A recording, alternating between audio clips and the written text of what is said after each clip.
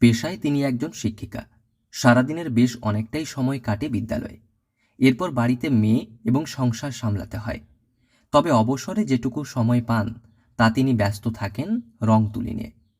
মনের ভাবনা থেকে ফুটিয়ে তোলেন নানান সুন্দর সুন্দর ছবি। তার হাতে রং তুলির আঁচড়ে ফুটে ওঠে বিভিন্ন ক্ষেত্রে মনীষী কিংবা বিভিন্ন সামাজিকতার ছবিও। ছোট থেকেই প্রথাগত তালিম পাননি। নিজের জেদ নিয়ে কঠোর পরিশ্রমে আজ তিনি পেশাগত অঙ্কন শিল্পী।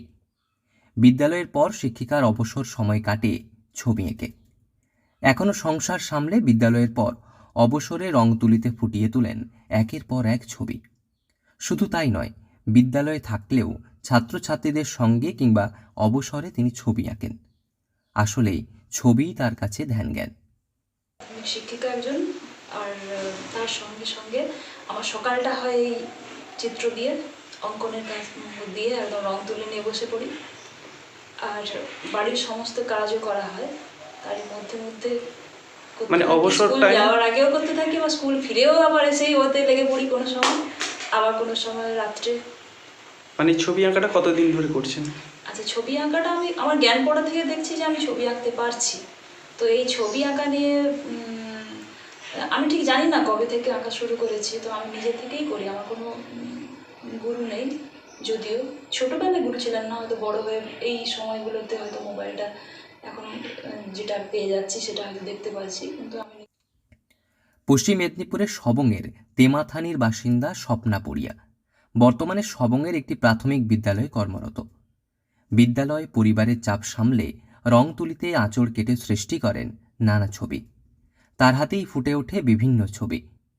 অভাবকে নিত্যসঙ্গী করে বড় হয়ে ওঠা তার। তবে শিল্পের নিপুণতা মন কাড়বে আপনার। তার শিল্প কুশলতা দেখে অবাক হতে হয়। রং তুলি দিয়ে আঁকা ছবি যেন আসল মনে হবে। পূর্ব মেদিনীপুরের পালপাড়ায় জন্ম শিক্ষিকা স্বপ্না পড়িয়ার। বাবা বিভূতিভূষণ পড়িয়া সামান্য বরজ সামলে সংসার চালাতেন। মা জ্যোৎস্না বরাবরই সাহস জুগিয়েছেন। ছোট থেকেই অভাবের মধ্য দিয়ে বড় হয়ে ওঠা, তাই পড়াশুনোর পাশাপাশি চর্চা করা হয়নি ছবি আঁকার। শেখাও হয়নি কোনো গুরুর থেকে। তবে নিজে নিজেই শুরু করেন এই ছবি আঁকা। জীবনের প্রথম এঁকেছিলেন ঝাঁসির রানীর ছবি, আর সেই থেকেই জেদ আরও বাড়ে। বিদ্যালয়ে পড়াকালীন নানা ছবি দেখে তিনি আঁকতেন। 2006 সালে যোগ দেন শিক্ষকতায়। বিবাহ সূত্রে আসেন সবংয়ে। তবে এরপর থেকে বিদ্যালয় পরিবার সামলে নিয়ম করে ছবি আঁকেন তিনি। বাড়িতে বাবা মেয়ে রয়েছে, তবে শিক্ষিকা থিমের উপর ফুটিয়ে তোলেন নানা ছবি।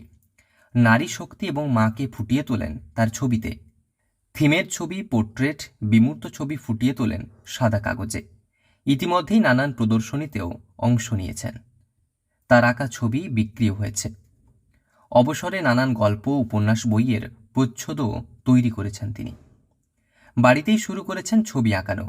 ছাত্রছাত্রীদের কোনো বেতন না নিয়ে অঙ্কন প্রশিক্ষণ দিচ্ছেন তিনি।